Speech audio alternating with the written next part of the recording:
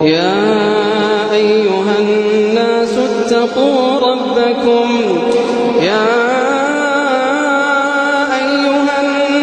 اتقوا ربكم واخشوا يوما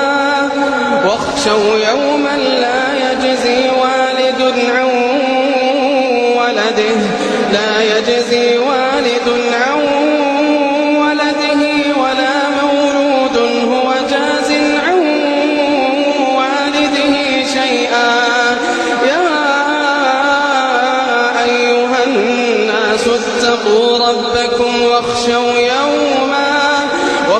يوما لا يجزي والد عن ولده ولا مولود هو جاز عن والده شيئا.